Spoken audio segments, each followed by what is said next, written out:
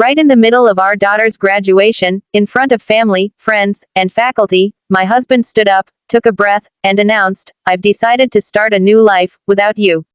His girlfriend was sitting right beside him. He thought he was bold. He thought I'd fall apart. Instead, I smiled, handed him an envelope, and walked away. What was inside? Well, that's when the real story begins. If you've ever been betrayed by someone who swore they'd love you forever, buckle up. This story is raw, real, and more satisfying than you'd believe. Hit that like button, subscribe, and get ready to witness one of the classiest takedowns ever delivered in an envelope. I want you to picture this moment, our only daughter's college graduation.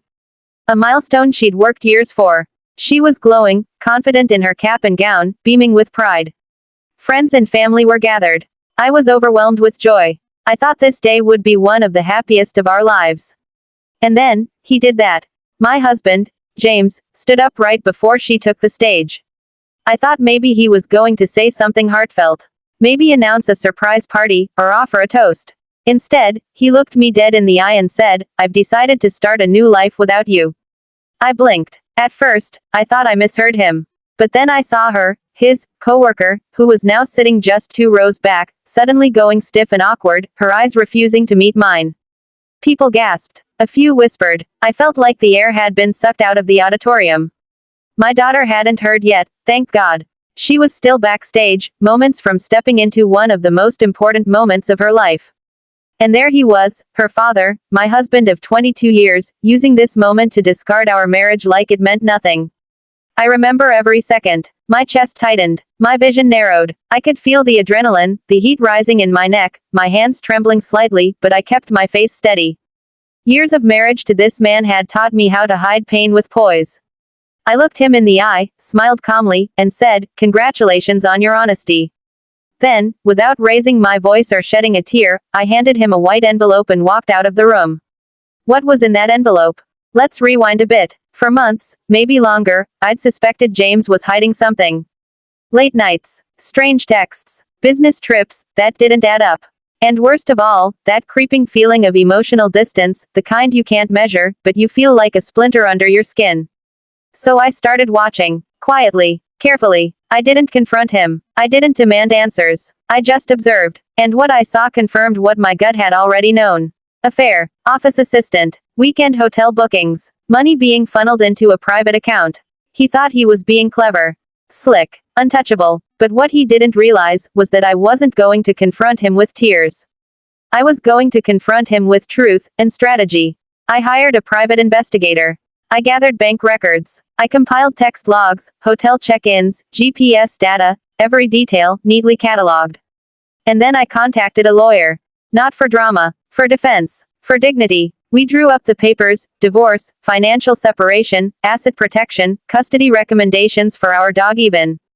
Everything. Ready. I waited for the right moment. I wanted him to feel as exposed as he made me feel. So when he chose to humiliate me publicly, at our daughter's graduation, no less, I decided that was my moment. What was in the envelope? A full copy of the divorce papers. All the evidence. All the documentation. A note from my lawyer, outlining exactly what James had done, and how little control he had left now. But that wasn't all. I'd also included a flash drive with video from the investigator. Hotel footage. Private conversations. A timeline he couldn't deny. And a post-it note that simply read, "I've known. I just wanted to watch you fall on your own sword."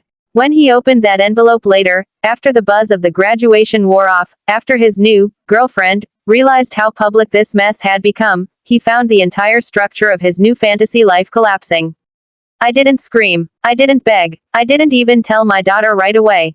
Because I didn't want to stain her day. Instead, I picked myself up. I smiled at my daughter as she walked out, gave her the loudest cheer in the room, and told her how proud I was. That night, James tried to call. 6 times. I didn't answer. He showed up to the house the next day to pack his things, but the locks were changed. Per legal order. He stood on the porch, baffled. I looked out through the window and watched him read the note I left on the door. "Your choices brought you here.